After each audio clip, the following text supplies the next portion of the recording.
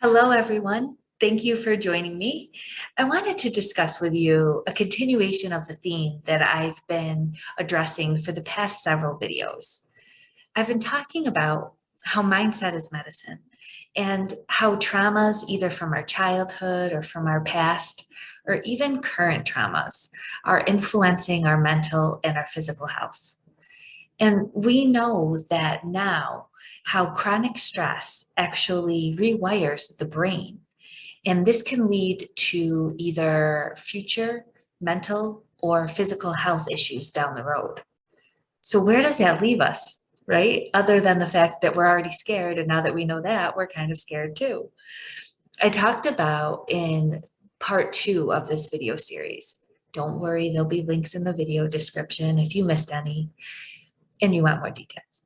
But I talked about how there are specific ways to help heal the brain using lifestyle and integrative medicine techniques.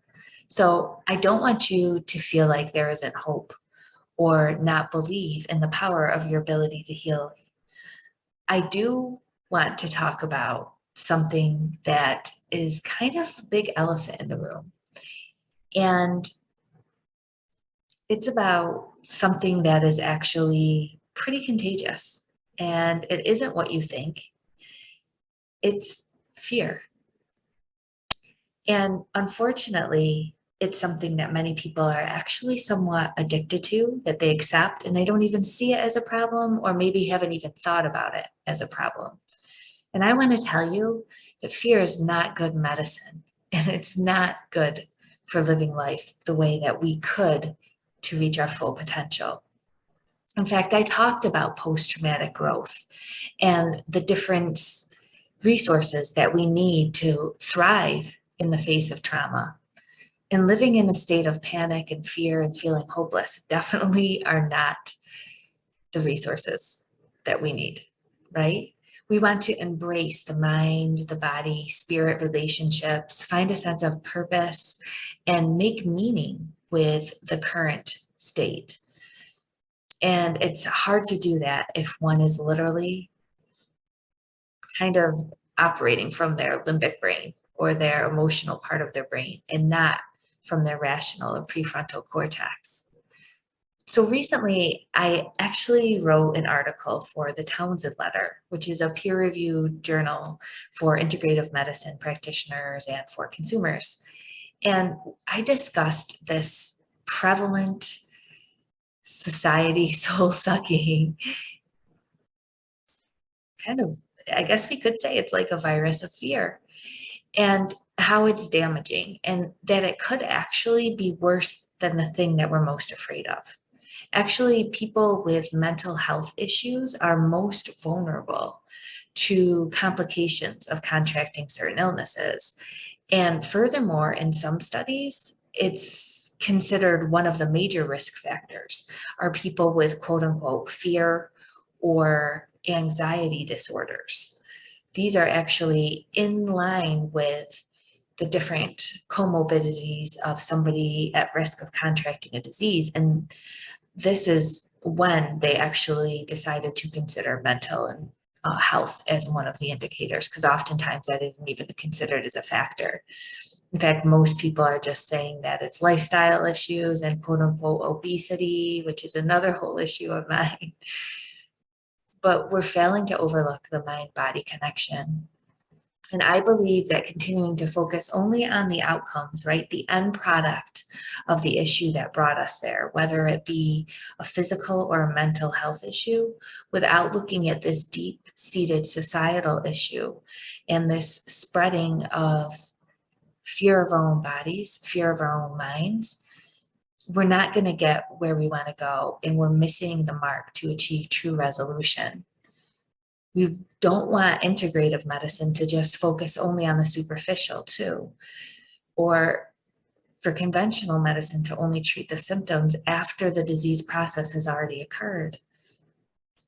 I think we need to change the messaging. And if we don't, we're at risk of repeating the same cycle over and over again.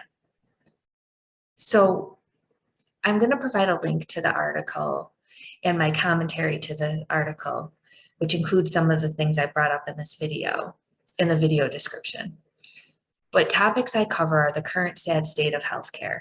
So most people think that preventative medicine is based on screening, but screening usually finds the issue a lot of times when there's already a problem.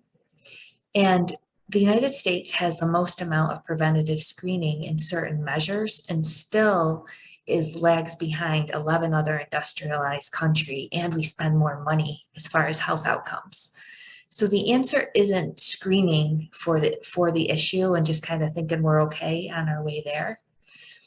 We want to actually, again, dig into the deep roots. So I think it's important to understand where we are and that what we're doing isn't working, and how this actual current events can be used as a sort of wake up call or emergence of starting to care about our health from a more holistic expression. And also dive into some of the problems that have come about that have only really been heightened, right? They've always kind of been there, the divisions that exist between people.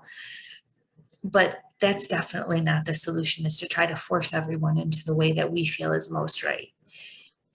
And I also talk about the fearedemic that I'm discussing now, and how that we tend to miss the most vulnerable, the people that are suffering the most, because we can't see their scars because it's literally in their brain or in their head.